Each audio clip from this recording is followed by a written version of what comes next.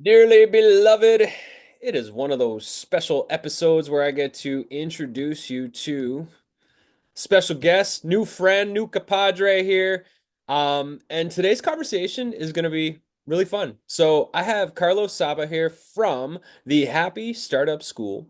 And Carlos is an accidental entrepreneur and coach who thrives at the intersection of personal growth, creativity, and meaningful business.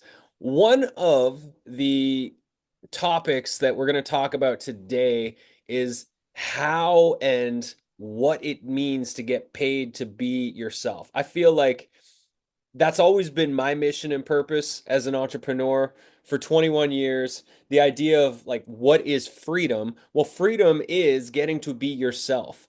And in being yourself, getting paid to be yourself means getting paid by aligning your vision, your passions, your gifts, what naturally makes you you on the day-to-day basis. And I'm getting closer and closer to that as with launching Play Chi Ball, getting paid as a professional golfer, writing stories with my son at Magic Kids, showing up and sharing my experiences at Magic Media through the coaching that I get to do. And so I feel like um, I've been working towards that for a very, very long time.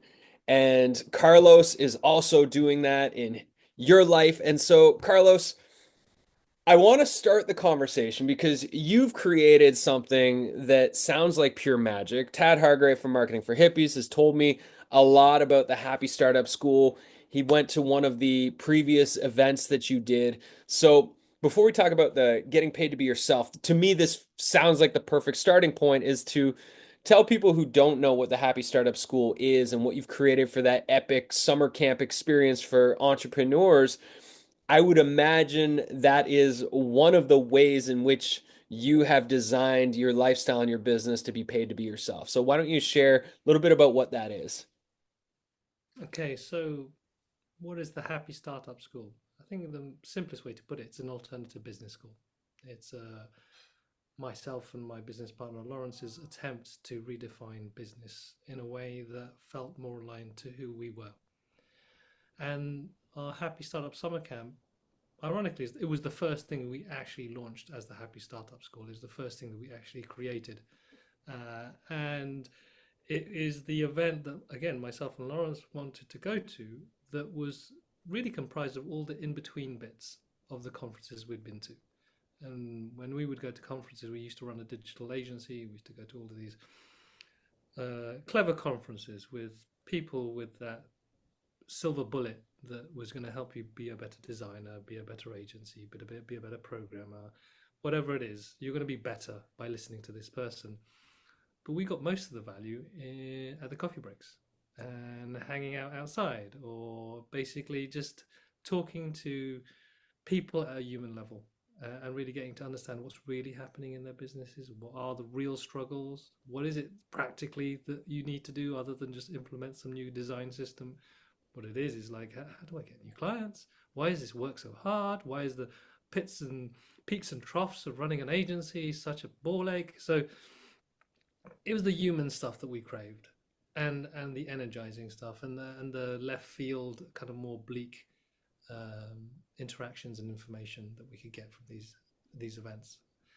And so we decided to design our own, and the key to it was not to be in a conference center, not to be stuck in a soulless building, particularly in the middle of a city. So we decided to put it in the countryside, to have people stay in tents. To the main speaker's place is within a sort of a bell, double top hat tent, I think it's called, uh, and to also have a lot of space for just we do um, pottery, we do painting, we have breath work, we do there's yoga, there's massage, as well as lots of space for conversations in a hot tub, in a sauna, or in a lake. And so for us, it's a lot of people say, well, that's not a business event, that's not a conference. My kind of conference. Uh, and in a sense, it's it's trying to redefine how do we gather so that we can actually talk about the things that matter. And we found that the more that we can just be relaxed more ourselves, the more likely we're going to get the answers we need. And that's how we want to design the school as well. It's while we do talk about money, marketing, product design, sort of business modeling, ultimately it's about those things should be built around the person and what they define as success, what they define as happiness, and that being based on the idea of what's enough and understanding what enough means for someone. So yeah, Beautiful. that's a starter for that. Yeah. And you before we started chatting, you had a comparison of what the Happy Startup School is, your big event there.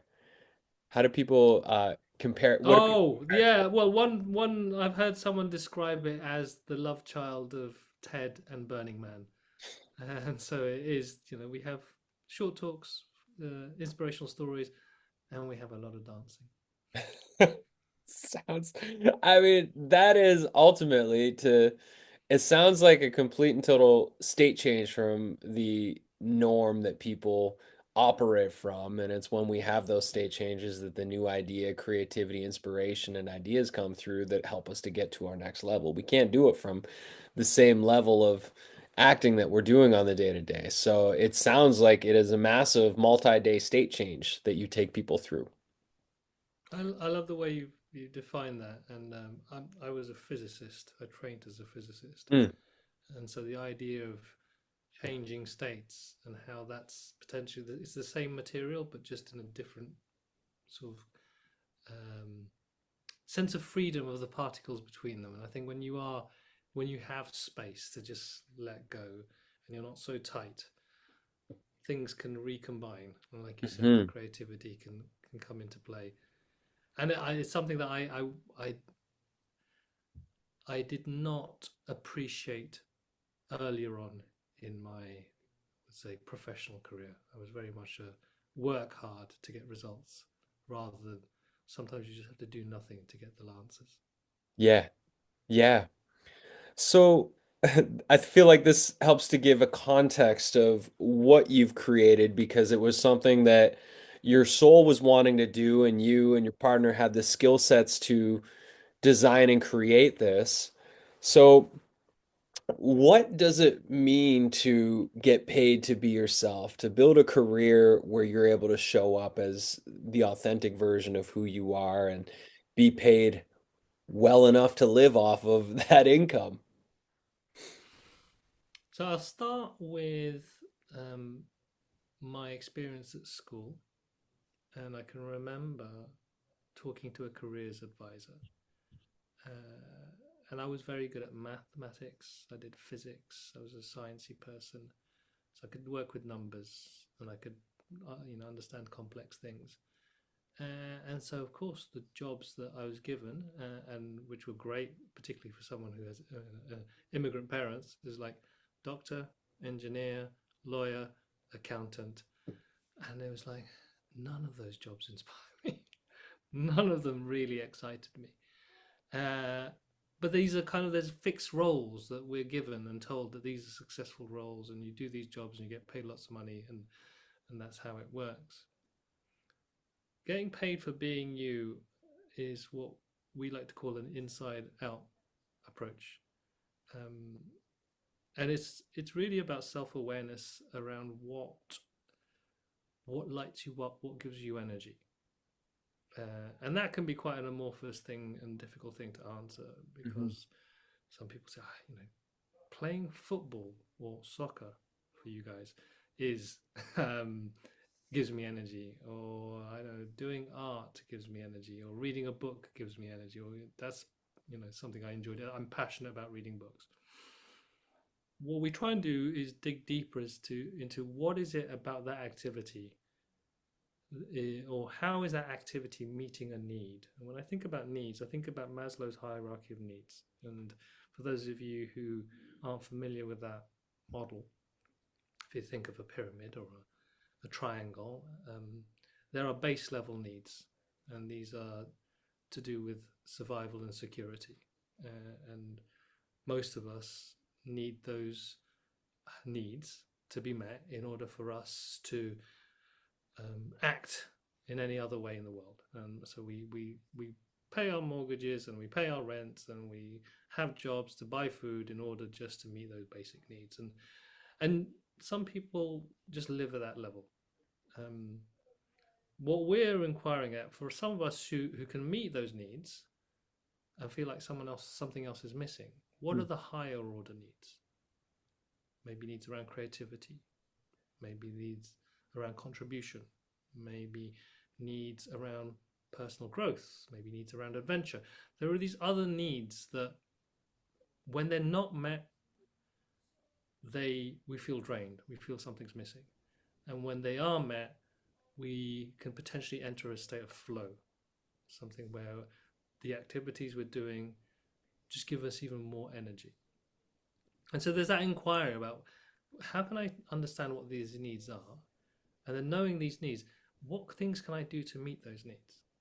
And so that's the the state of the person and how it feels to do the thing. The other part of this is like, how does this benefit anyone else? And what are the needs in the market that I can meet by meeting my own needs? And so, for instance, with myself, and I would say with you as well, Bradley, it's like we have needs for creativity and needs for learning. We want to soak up knowledge and we take that knowledge and we want to share that knowledge. And fortunately for our customers and our clients, having that knowledge benefits them because it helps them progress in their businesses and their lives. And so, and it helps them overcome hurdles, it helps them achieve the things that they want. And some of that means that it helps them make more money for themselves, which means that they're more likely to invest in us to do that. So we get to do us, they get to do them, and they give us money to do that. And that's where I get paid for being me. The trouble is, a lot of us don't know what our needs are. We feel like the measure of success is more money, so we try and do things that make more money but don't necessarily meet our needs, Hmm. and that's when we burn out. Or we really know how to meet our needs, but we just don't know what needs out there need to be met by us, or or we are scared to meet those needs because who would want to work or who would want us to work for them or do stuff for them, and who would even pay us? And we have these stories around money, and those things get in the way of actually us then meeting our survival needs, because we know exactly the kinds of things we like to do. We just get blocked about how we communicate that and how we actually sell that and how we receive money for it. So what we're trying to do here is like, how can we do the self work, the introspective work, but not get stuck there? And then how can we go out into the world, try things, experiment with stuff, understand other people's needs, understand other people's wishes and ambitions, and then seeing by doing what we do, how do we help them? So for people listening or watching, if they're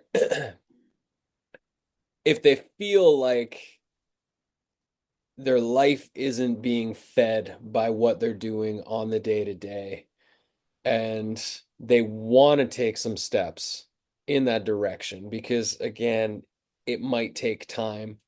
The more steps you take, the more obstacles you'll find you have to overcome.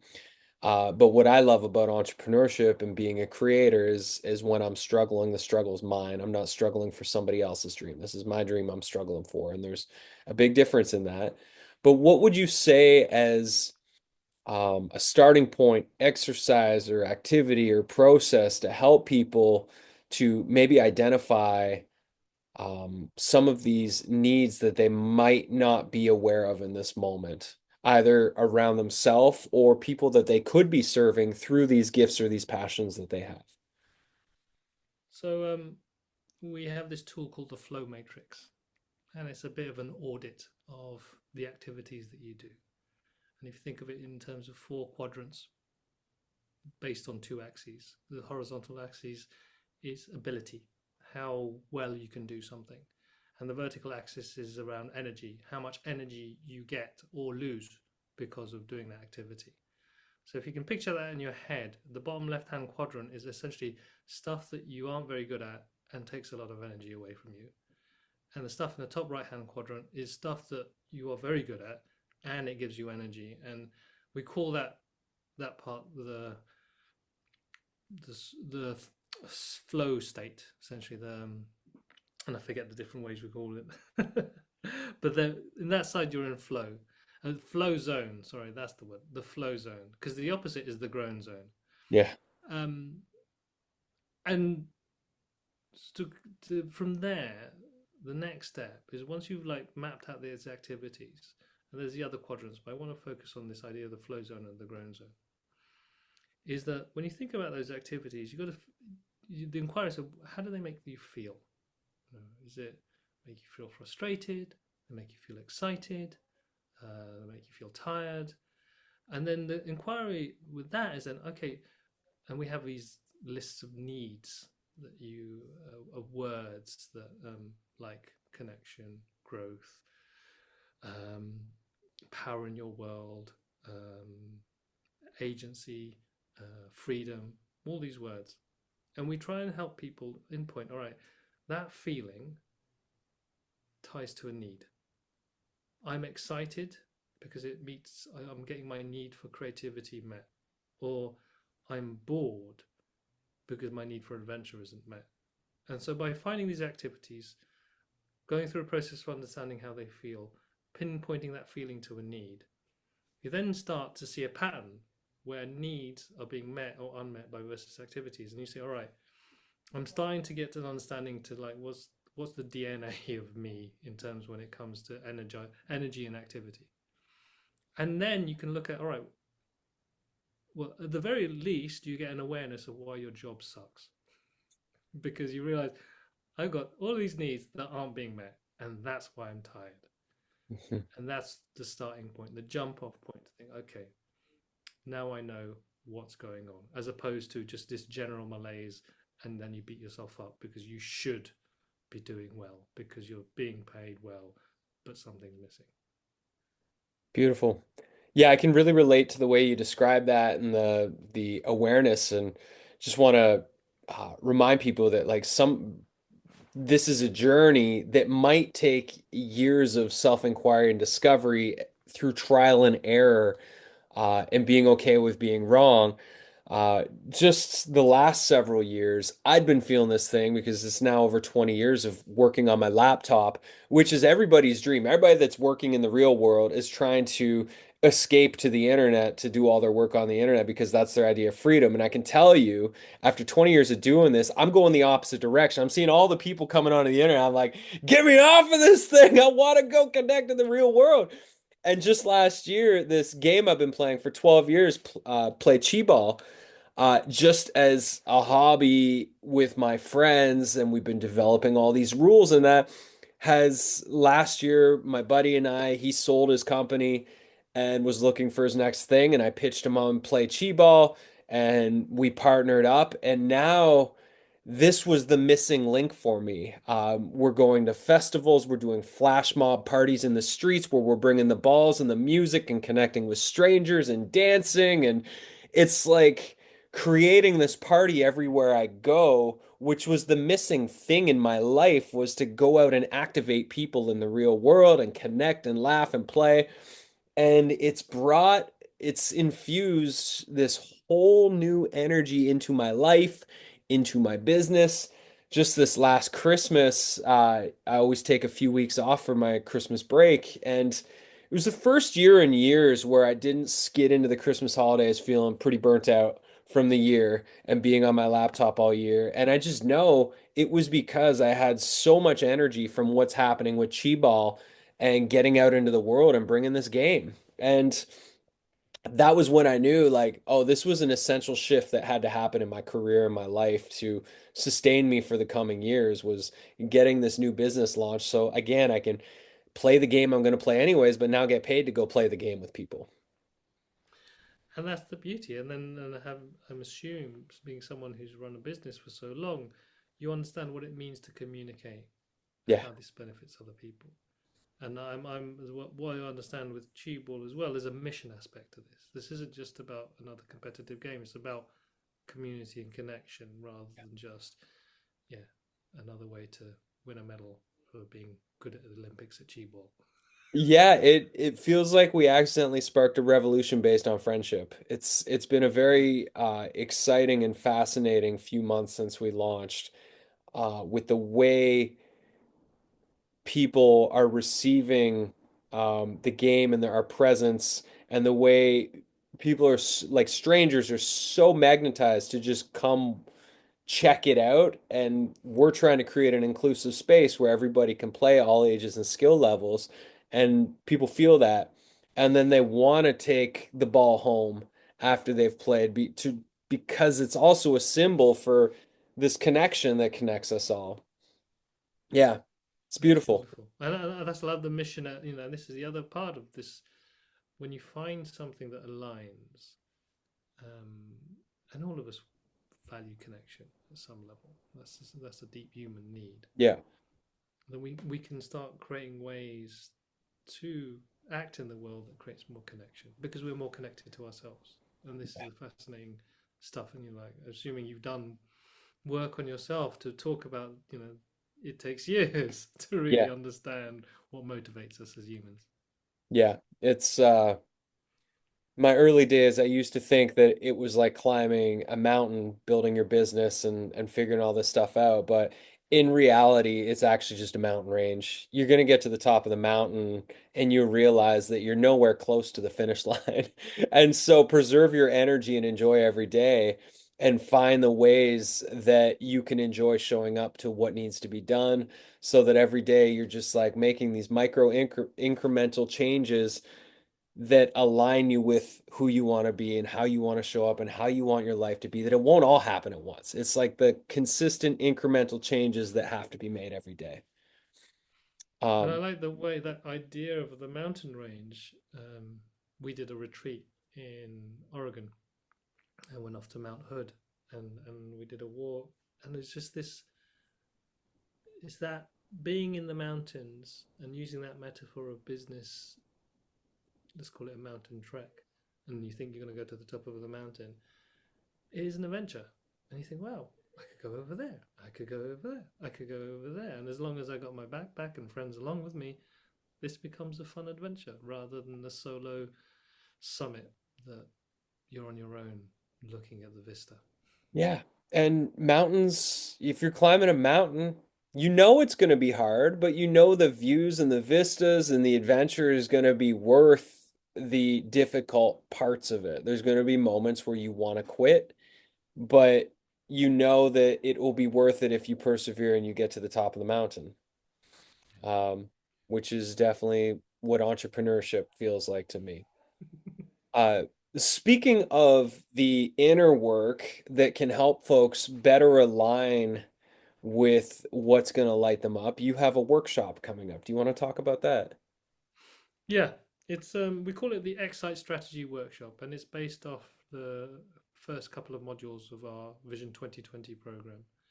Uh, and it's an invitation for people to really consciously connect to what is important for them. And we talk about the DNA of an Excite strategy. It's dreams, needs, and actions. And for us, when people are able to tune in to, all right, this is where I want to get to, this is why things aren't feeling right at the moment. Now, what actions do I need to take to start moving towards the dream state, the place where I intentionally want to create my business and my life, as opposed to be a slave to circumstance? And so this is we have a starter kit. You've learned from yourself and Tad. We have the workshop to help people just embed this knowledge, and it's an invitation to reflect and think. All right, what could be possible that I'm not allowing myself at the moment, and what are the small steps that I can start taking in that direction to then decide whether I want to commit further. And so that's a workshop that we run we run, I think, 10 times now since I landed. It's just something that I didn't realize we could just put into a shorter kind of experience. Mm. But having sat down and thought about it, it's like, it makes sense. Yeah. It gets allows people to learn about us, get to meet myself and my business partner, experience our energy, experience our perspective on business and life, and then for them to make a decision as to whether they want to continue the journey and use this perspective to start building their own happy startup. I love it. I will have links in the podcast and YouTube show notes in the newsletter that you just read for where I've been promoting this. I highly recommend it, especially for those of you that don't feel like you're in alignment. 'Tis the season. This first quarter of the year is all about it's about the rebirth. In the wintertime, we laid the bed to rest, and now it's like, what are we trying to grow? What seeds are we planting this year? This is the time to get into alignment with where you want to go and who you want to be, and to start making those incremental changes. And this feels like the perfect container that people can receive that support, be asked the right questions to spark new inspiration and new ideas so that they can carve a clearer path to the top of the mountain they want to go to so that they don't endure this hellish journey, get to the top of the mountain, realize they climbed the wrong mountain and they exerted all Exactly. that energy for no reason. And I think a big thing for me, one of the most fundamental aspects of our work and even the way we run this workshop, you're not doing it alone. It's about community, it's about connection, it's about interacting with others. And to have yourself in a space when you can say, I don't know, or I'm actually struggling. Uh, and to have people hold that rather than fix it straight away and then help you find your own answers. I think that builds much more resilience for the journey, even when you decide to have to go solo for a bit. Yeah, beautiful. And anything else coming up at the Happy Startup School that you want to make mention of? Um, we have well, Tribe 11 now of our Vision 2020 programs coming up in March. So for anyone who is interested, who feels like the Excite strategy is telling them something and they need to make a change, there's a shift they want to make and there's a transition to more alignment to who they are in business, then I would consider looking at the Vision program. Perfect. And then for those who want a bit more adventure, we run a retreat in the French Alps. It's mainly for experienced entrepreneurs. And again, this is about, like when you're talking about mountains, it's a time to get a fresh perspective. 7 days in the mountains, away from the day to day, with other like minded entrepreneurs who are also reconsidering the new path and also wanting to share knowledge. And that's coming up in June. So it's another way to experience this work. Amazing. Okay, I'll put all those links in the notes. Check them out. Carlos, great conversation. Thank you so much, and thanks for the work you're doing to empower folks to be themselves and get paid handsomely to do it. Well, thank you. I really appreciate the opportunity to share. Awesome. Okay, take care, everybody. Stay awesome.